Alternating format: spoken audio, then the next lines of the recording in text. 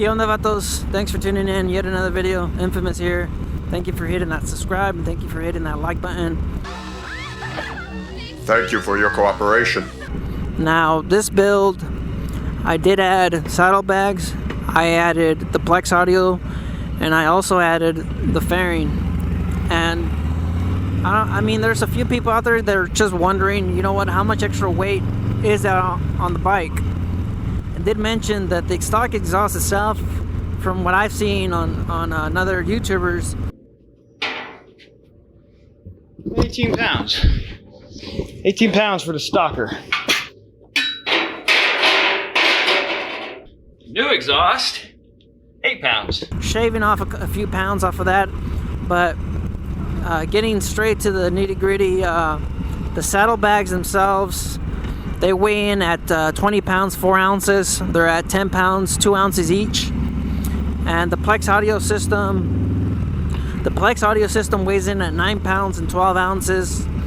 And then the fairing itself, that weighs in at about 4 pounds. The fairing itself weighs in about 4 pounds and 14 ounces, so it's 2 ounces shy of 5 pounds. So 5 pounds plus the Plex audio, you're looking at about 15 pounds on the front and then 20 pounds in the back. Altogether about 40 pounds. It's not that much, but if you're strictly, you know, building a performance cruiser, then you definitely do not want to add 40 pounds of extra weight on your bike. Does it affect the handling? No, I don't believe so.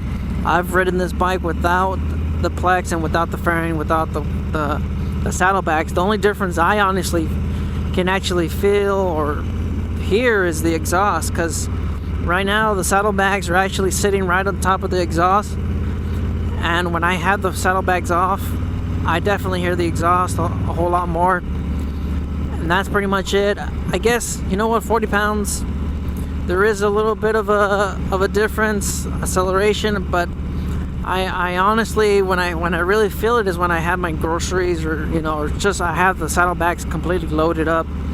That's the one time I guess I could really feel it, kind of donkeying around, because, you know, 40 pounds is 40 pounds, but is it noticeable? No, not really.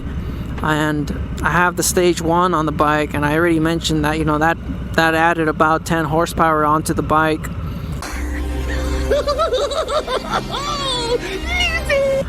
And maybe that's where it kind of comes into effect a little bit, where it takes care of the extra 40 pounds, those extra 10 horsepower.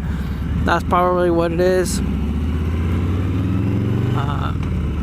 So performance wise, like I said in that other video, my thoughts, my opinion, if you're looking at performance cruisers, then you're probably looking at the FX DR or the V-Rod.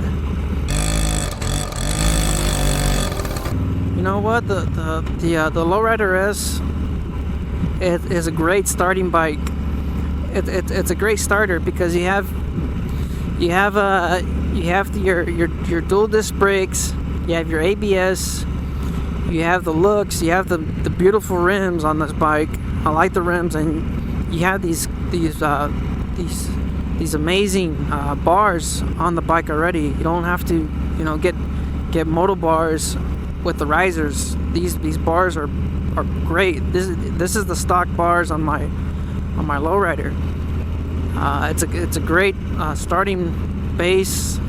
If you're really into completely upgrading or overhauling your bike, then there's more options out there. You have the standard. If you're okay with the smaller tank, you know, you have the Street Bob. All these bikes are amazing, but when it comes to the Lowrider S, you have your ABS, that's standard, and you have the dual disc brakes. They look amazing on the bike.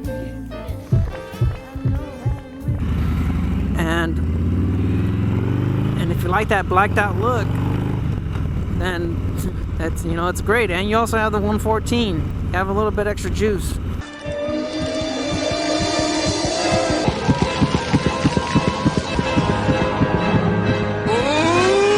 So I'm already going off topic quite a bit. That's gonna be a different video, kind of a starting build video. But let's just go ahead and end the video here. It's supposed to be a shorter version of my other video, but like always, I tend to talk a lot. All right, so thanks for tuning in.